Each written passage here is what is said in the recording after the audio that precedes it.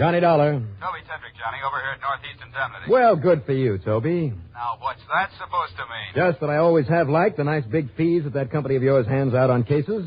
Just happens that I can use one of them right now. I've been running a little short. And I don't get excited, Johnny. Now, what is it this time? Murder? Arson? Embezzlement?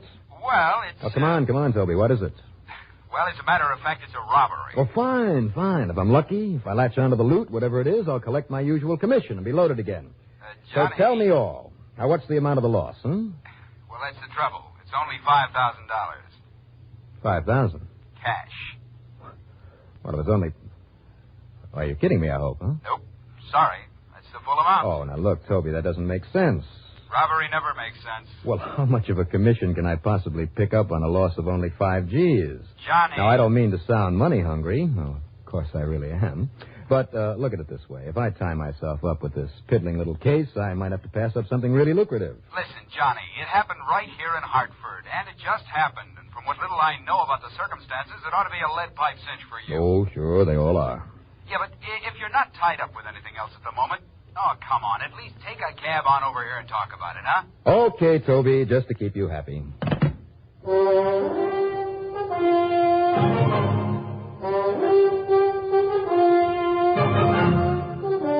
The CBS Radio Network brings you Bob Reddick in the exciting adventures of the man with the action-packed expense account, America's fabulous freelance insurance investigator. Yours truly, Johnny Dollar.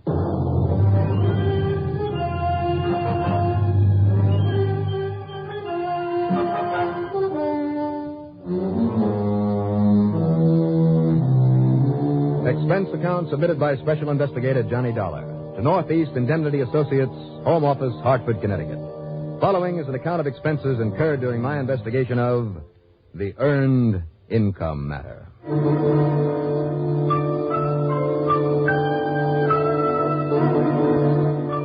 At only a $5,000 loss, I wouldn't even dare to put in too big an expense account. However, I wasn't kidding. I could use some extra dough. But as long as I didn't have anything else to do, all right, take it on. Item 1, $1.20 for a cab into Toby Tetrick's office at Northeast Indemnity. Well, I guess it was kind of thoughtless of me to have you come right over here, Johnny. I should have sent you straight to Mercy Hospital. Well, I can't imagine why, Toby. I'm feeling fine. Now, come on, Johnny. I'm serious. I want you to go over there and see this client of ours. His name is Philip Standish. Now, what's happened to him? I thought this was a robbery matter. Well, it's this way, Johnny. Standish lives at the Ashley Arms apartment alone. You know the place? Yeah, I know the place. Well, early this morning, while he was still in bed, somebody broke in, bashed him over the head, and walked off with his $5,000. $5,000 in cash lying around his apartment? That's kind of silly, isn't it? Well, he thought he'd had it pretty well concealed, Johnny. Where? On the wardrobe in his bedroom. Now, don't you mean in the wardrobe? No. Right on top of it. Right out in plain sight. Now, look, I've heard about the most obvious place being the least likely place to find something, but isn't that a little ridiculous? $5,000? No. What I mean to say was the urn was in plain sight. The urn? Yeah. You know, one of those heavy bronze cremation, that is, funeral urns, the kind they use to keep somebody's ashes in after that somebody's been cremated. Kept the money in that. I see. Well, that's not such a bad idea, as a matter of fact. If it had a good tight lid on it. And it did, with a tricky kind of lock on it. Who'd ever expect a man to keep money in one of those things? I mean, instead of the ashes of a dear departed relative or something. Well, evidently somebody did. But the question still remains. What question?Hy under the sun keep that much cash lying around? Well, what sort of business is he in? Well, Standish, you say his name is? Yeah, that's right, Philip Standish. Mm-hmm. The way I understand it, he has an interest in some sort of an import business down in New York. Art goods, novelties, furniture from the Orient. And he commutes all the way to New York? Well, only goes down there once or twice a week, I think. Anyhow, Johnny, the man's been beaten and robbed by somebody who got in through the open window of his apartment. He has one of those policies covering cash loss up to $5,000. He's over there in a private room at Mercy Hospital, and he wants you on the job. So, if you have nothing else to do... Do the police have any ideas about who may have done this to him, or is he... Why don't you run over there and ask him yourself? All right, Toby. Footing the bill. Now go easy on the expense account of yours, will you? For once. After all, it's a pretty small amount of... Oh, but who knows, Toby? Pursuit of the missing $5,000 may lead me to the furthest corners of the earth. What? To strange, exotic lands where never before has the white man set foot. Oh, where now untold dangers lie lurking in the jungle. Oh, go on, you bum. Get out of here before you break my heart. All right, Sylvia, I'll see you later.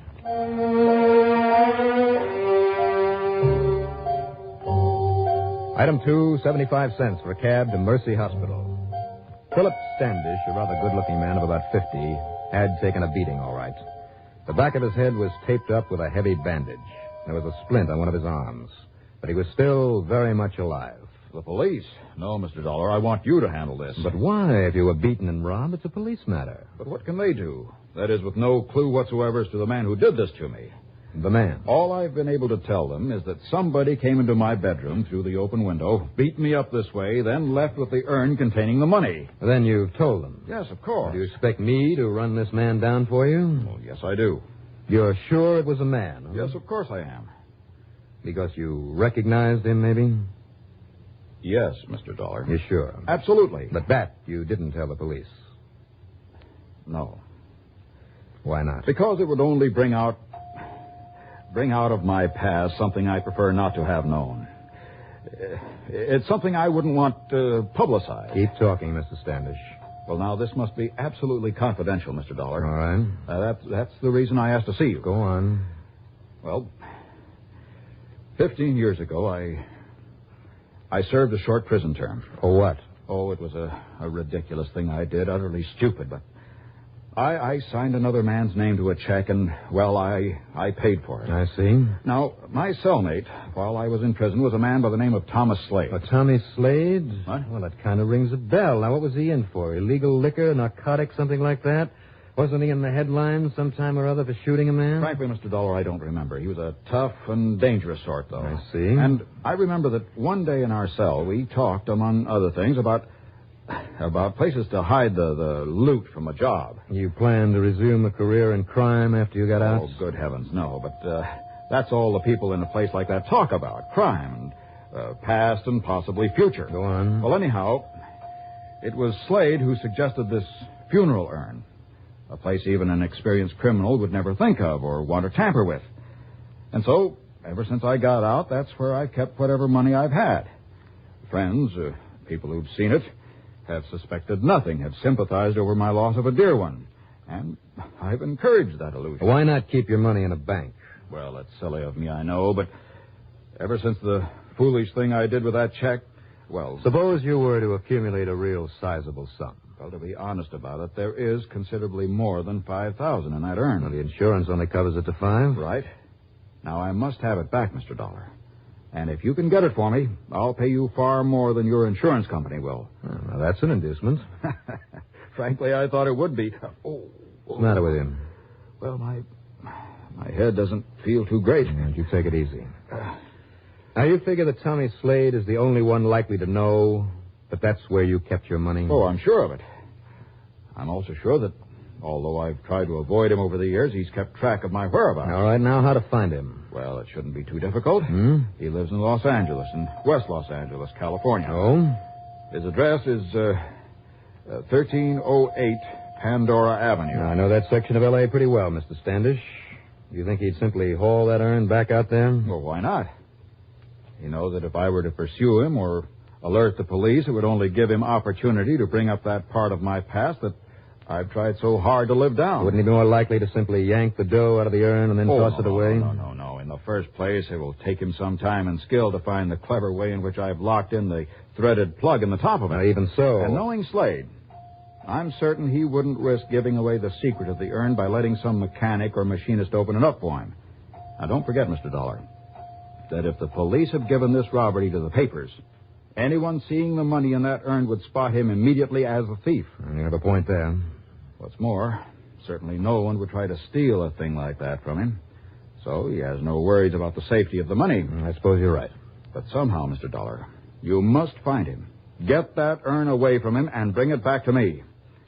As I said before, I'll make it very much worth your while. Okay, Mr. Standish, I'll see what I can do. Wish me luck.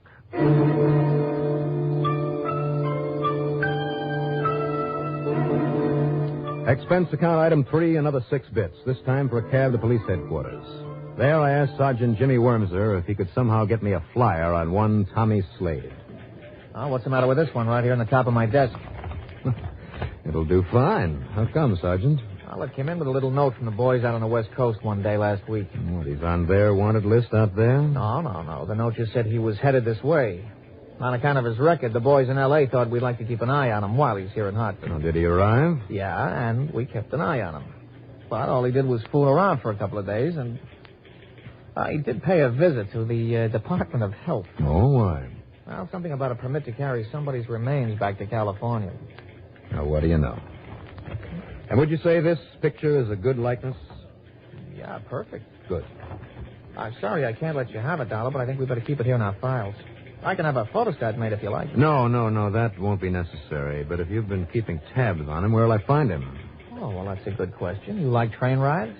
Train rides? Yeah, that's right. Mr. Tommy Slade bought himself a reservation to New York and a berth on the Starlighter Express to Los Angeles just this morning. And then he's already left town. Well, not more than a couple of hours ago. But if you grab a plane down to New York... All right. Thank you very much. Oh, now, wait a minute, Dollar. What's your interest in him?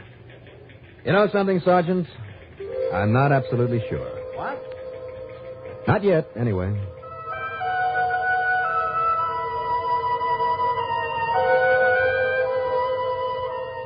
The more I thought about that picture of Tommy Slade, the more certain I was that somewhere, sometime, our paths had crossed before.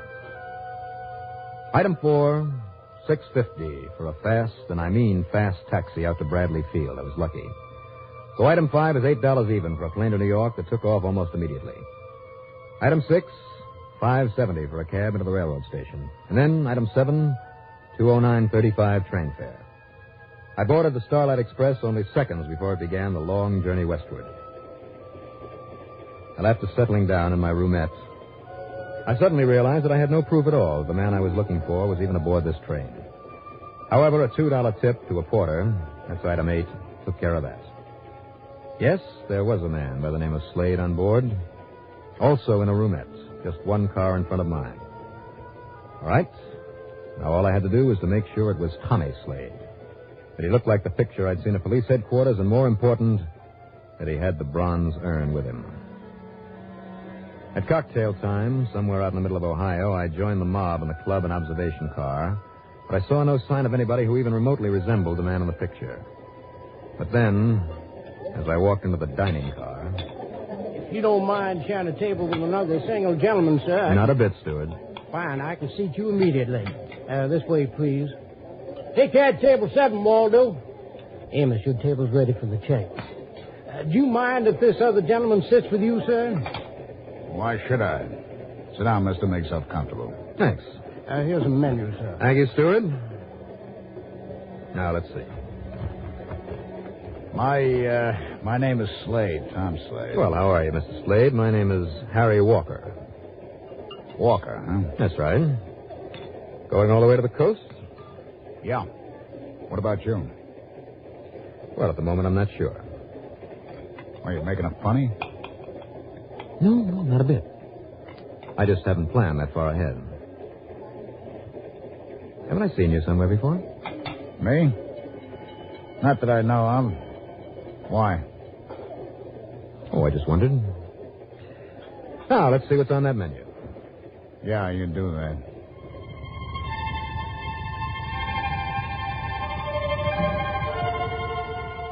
And that ended the conversation. He didn't look up again from his food. When he finished, he got up without a word and returned to his sleeping car. I'd rather hope that he'd go the other way to the club and observation car to give me a chance to look into his roomette. Because this was the Tommy Slade, all right. No question about it. I'd simply have to bide my time and wait for an opportunity to get my hands on the urn, if he had it, and then somehow get off the train with it. Or, of course, if that opportunity didn't materialize, I could only pray for the best and follow him all the way into L.A. Well, after my dinner, I had a couple of brandies in the club car with a pretty little blonde who spoiled everything by having to go back and look after 3 kids she happened to have on board. And then I wandered out to the observation platform. The night was beautiful, unseasonably warm, with a full moon that bathed the countryside in its pale, eerie light.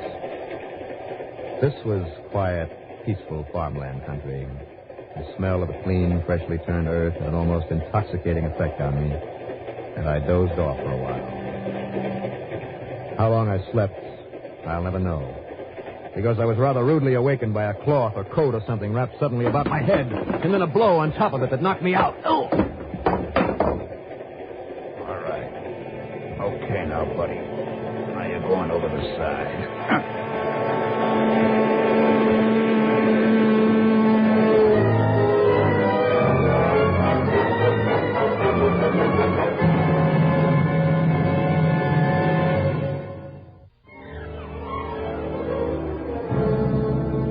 I came to flat on my back in a roomette. A completely unfamiliar but kindly old face looking down at me. Well, now that's better. Much better. Who are you? I'm Dr. Springer. I think you're going to be all right now. You just relax and rest. There was no great damage done. I know. I'm afraid your head may hurt you for some time.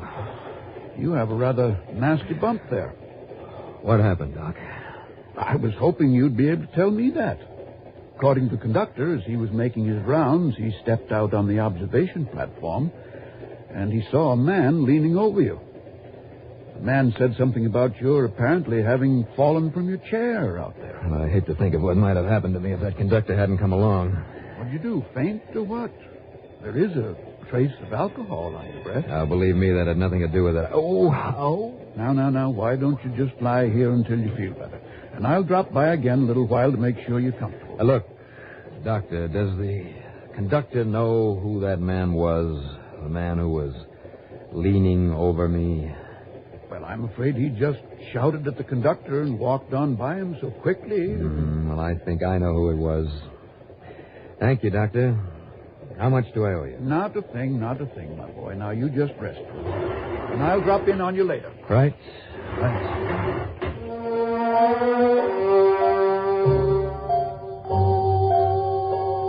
So, I rested.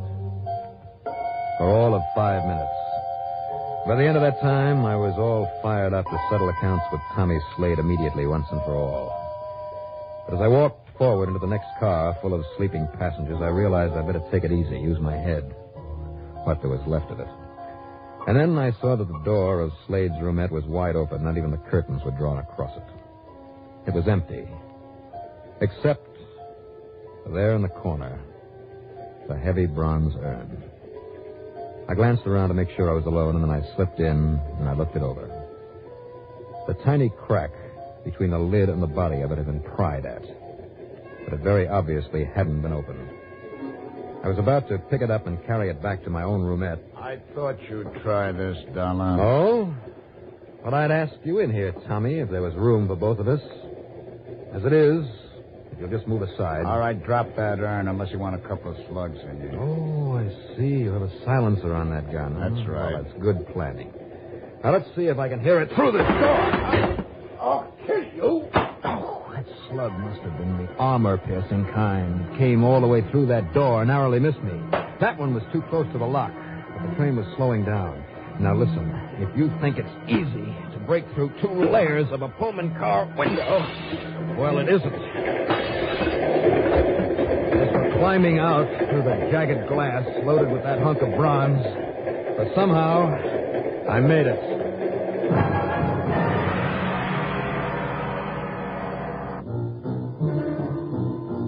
Item 9 is $184 transportation. That means a few miles by car, a train to Pittsburgh, PA, a plane to New York, another to Hartford, and finally a cab to my apartment. Well, after cleaning up and changing my clothes, I got in my car and I drove to Mercy Hospital, the urn wrapped up in my topcoat. Item 10, there in the lobby, a dime for a phone call to police headquarters. And then I went up to Standish's room. Mr. Dollar. Oh, is that it, Mr. Dollar? Wrapped up in that coat? That's it, Mr. Standish. Good. I told you I'd pay you well for its return, and believe me, I will. I think you'll pay all right. What? You see, this urn and I had a little accident on the way back here. Accident? Sort of a train accident. I mean, when we left that Pullman car, one of the wheels almost cut the urn in two. But it didn't, But the money didn't fall out? Not the money or anything else. Oh. The cap flew off, and it jarred loose the top of the false bottom that you have on it. Too bad, huh? I'm afraid I don't understand you. I'm afraid you do, Standish. No, Just really. lie there quietly in that bed. Now, you said there was a lot more than just $5,000 in the urn, didn't you? Now, Dollar... Made a living in Oriental imports, huh? Well, that is the understatement of the week. You made a fortune, is more like it, in one of the foulest, filthiest rackets in the world. Now, look Just you stay there, Standish. You're still a sick man, remember? Remember, huh? You said you couldn't remember what Tommy Slade went up for. Well, I remembered, and that's how I knew that you had turned to his caper when you got out. What happened? Were you holding out on him? Is that why you had to come all the way in from the coast to get the urn away from you? Will you listen to me, please? It's no wonder that you didn't dare go after him yourself. He knew you. He would have spotted you, would have killed you. As who wouldn't for a kilo of the stuff in the false bottom of the urn? 2 pounds of it. Pure, uncut. And wholesale, maybe $8,000 or $10,000 worth. But carefully cut to individual fixes, you'd probably get $1 million, maybe even more than that, for this much heroin. Yes, heroin, you dirty, rotten, filthy son of... All right, Sergeant, take over. Interesting sidelight on the case. I saw in the afternoon papers that the railroad company didn't look too kindly on Tommy Slade's little act. I mean, when he was caught standing there blasting away at the lock on the door of his roomettes. Come to think of it, I better tip the federal boys to his having gone back to his old racket. Expense account total, $418.15. And no padding on this one. Yours truly, Johnny Dollar.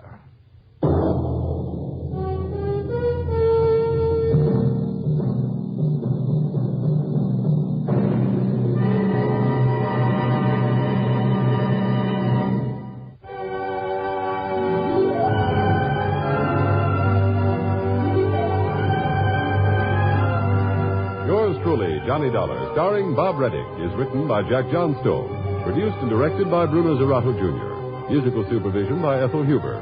Heard in our cast were Ralph Camargo as Philip Standish, Ralph Bell as Tom Slade, William Mason as Toby Tetrick, Jack Grimes as the police sergeant, Bill Smith as the doctor, and Sam Raskin was the steward.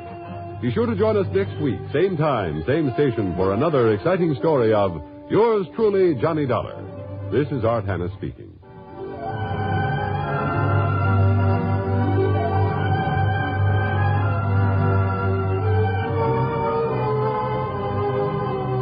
Johnny Dollar has come to you through the worldwide facilities of the United States Armed Forces Radio and Television Service.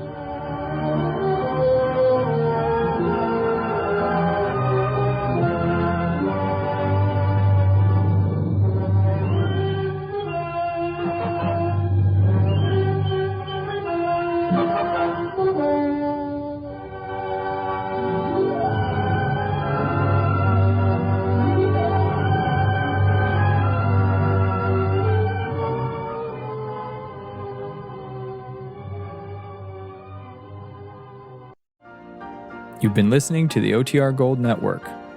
Find more classic radio at otrgold.com.